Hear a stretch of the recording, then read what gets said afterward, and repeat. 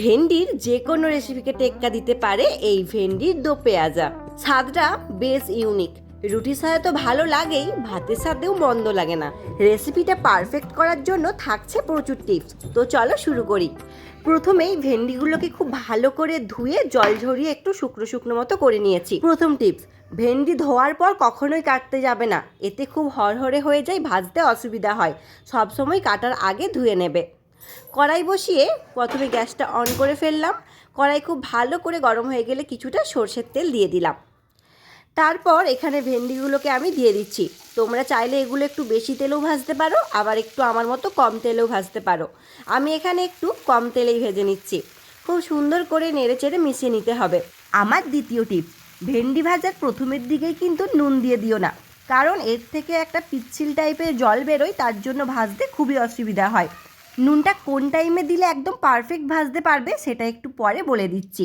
তো দেখো এখানে খুব ভালো করে নেড়েচেড়ে ভেজে নিচ্ছি, আর যেহেতু অল্প তেলে ভাজছি তাই একটু কিন্তু ঢাকা চাপা দিয়ে ভাজতে হবে, যাতে রান্নাটা একটু তাড়াতাড়ি হয়ে যায়। দেখো ভেন্ডিটা প্রায় হাফ মতো ভাজা হয়ে গেছে। তো এরপর আমি এর মধ্যে নুনটাকে মেশালাম, তারপর আবারও খুব ভালো করে নেড়েচেড়ে কিছুক্ষণ ভেজে নিচ্ছি। তো দেখো ভেন্ডি ভাজা আমার হয়ে গেছে, এগুলোকে একটা পাত্রের মধ্যে রেখে দিচ্ছি। তোমরা চাইলে আরেকটু লাল করে কিংবা আরেকটু সবুজ সবুজ রেখেও ভাজতে পারো। এরপর ওই একই কড়াই পরিষ্কার করে কিছুটা পরিমাণ সর্ষের তেল দিয়ে দিলাম। রান্নাটা না খুবই সিম্পল। প্রথমে ফোড়নের মধ্যে জিরে এবং একটা শুকনো লঙ্কা ফোড়নে দিলাম। খুব ভালো করে হালকা একটু মিশিয়ে নিলাম, আঁচটাকে এই সময় লো রাখতে হবে। এরপর আমি এর মধ্যে কুচিয়ে রাখা পেঁয়াজ দিয়ে দিচ্ছি।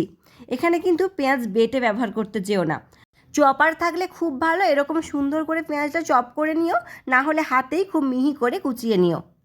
তোমরা অনেকেই আমার ভিডিও দেখছো কিন্তু সাবস্ক্রাইব করছো না। সাবস্ক্রাইব না করলে এই নতুন নতুন রান্নাগুলো পাবে কিভাবে শুনি। পেঁয়াজটা খুব ভালো করে ভাজা হয়ে গেলে এর মধ্যে বেশ কিছু গুঁড়ো মশলা দিয়ে দেব।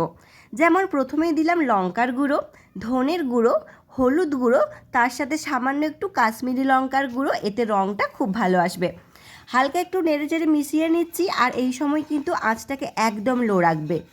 আমি এখানে রান্নাটা একটু অল্প তেল দিয়ে করার চেষ্টা করছি, তোমরা চাইলে কিন্তু একটু বেশি তেল ব্যবহার করতে পারো। মশলাটা খুব ভালো মতো কষানো হয়ে গেলে বেশ কিছুটা পরিমাণ ফেটিয়ে রাখা টক দই আমি দিয়ে দিচ্ছি। আমার 3 নম্বর টিপস, টক দইটা না কখনোই হাই আঁচে দেবে না, টক দইটা ফেটে যাবে এবং গ্রেভির টেক্সচার একদম ভালো আসবে না।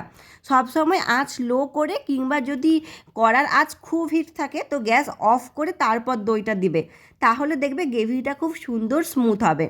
তো দেখো এই সময় মশলা কষাতে কষাতে মশলা থেকে তেলও ছেড়ে দিয়েছে এবং কালারটাও খুব সুন্দর এসেছে।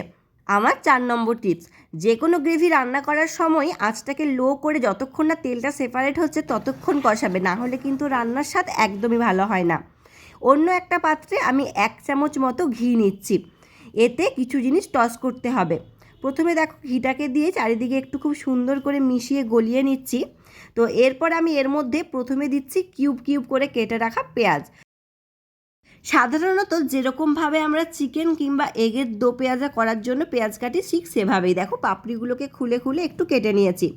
তো আঁচটাকে না এই সময় লো টু মিডিয়ামে রেখেছি, আর পেঁয়াজটাকে দিয়ে হালকা একটু নেড়ে চেড়ে নিয়ে একটু কালারটা চেঞ্জ হলে এর মধ্যে কেটে রাখা টমেটো আমি দিয়ে দিচ্ছি। তোমরা এখানে ক্যাপসিকামও ইউজ করতে পারো, খুব সুন্দর লাগবে। আর আমি এখানে টমেটোর বীজগুলো কিন্তু রাখিনি, তো তোমরা চাইলে টমেটোর বীজগুলোও রাখতে পারো, সমস্যা নেই। 5 নম্বর টিপসটা হলো, এগুলোকে রান্না করার সময় একেবারেই কিন্তু নরম করে ফেলবে না, মানে এই পেঁয়াজ এবং টমেটোর যাতে ক্রাঞ্চিনেসটা থাকে সেটা কিন্তু খেয়াল রাখবে, না হলে খেতে ভালো লাগবে না। এর মধ্যে আমি কিছুটা পরিমাণ কাঁচা লঙ্কা কুচি ব্যবহার করলাম, আর তার সাথে দিচ্ছি কাসৌরি মেথি। এটাকেও আমি এর সাথে হালকা একটু নেড়েচেড়ে নেব। তোমরা কাসৌরি মেথিটা চাইলে গ্রেভিতে ডাইরেক্ট ব্যবহার করতে পারো। আঁচটাকে লো করে খুব ভালো করে নেড়েচেড়ে মিশিয়ে এটাকে সাইডে সরিয়ে রেখে দেবো।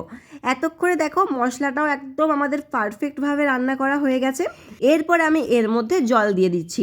তোমরা চাইলে এখানে গরম জল ব্যবহার করতে পারো, তবে আমি এখানে ঠান্ডা জলটাই ব্যবহার করেছি। খুব সুন্দর করে নেড়েচেড়ে মিশিয়ে নিচ্ছি। আর দেখো এই রান্নাটা কিন্তু খুব একটা ঝোলঝোল মতো হয় না, মানে একটু ড্রাই ড্রাই মতো হয়।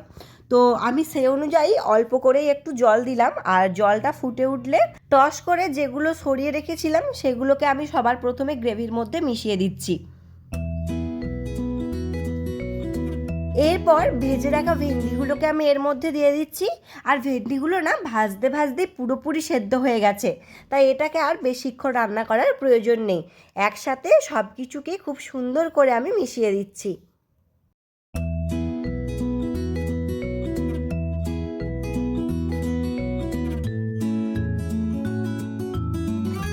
সব কিছুকে খুব ভালো করে মিশিয়ে নিয়ে সামান্য একটু জল দিলাম, কারণ রান্নাটা যখন ঠান্ডা হয়ে যাবে জলটা আবার কিন্তু টেনে নেবে। তো দেখো এখানে আমার ভেন্ডির দো পেঁয়াজা একদম রেডি হয়ে গেছে। সত্যি কথা বলতে রান্নাটা করতে খুব একটা ঝামেলা নেই, কিন্তু স্বাদ বদলানোর জন্য বেশ ভালো একটা রান্না। রুটি, পরোটা কিংবা গরম গরম ভাতের সাথে খেতে বেশ ভালো লাগে। ইচ্ছে হলে বাড়িতে একবার ট্রাই করে দেখতে পারো রান্নাটা কেমন হয়। চ্যানেলটা সাবস্ক্রাইব করলে তো নাকি? রান্নাটা কেমন লাগলো একটা কমেন্ট করে জানাও। সবাই সুস্থ থাকবে, ভালো থাকবে। নতুন কি রান্না দেখতে চাইছো কমেন্ট করে জানাও। ধন্যবাদ।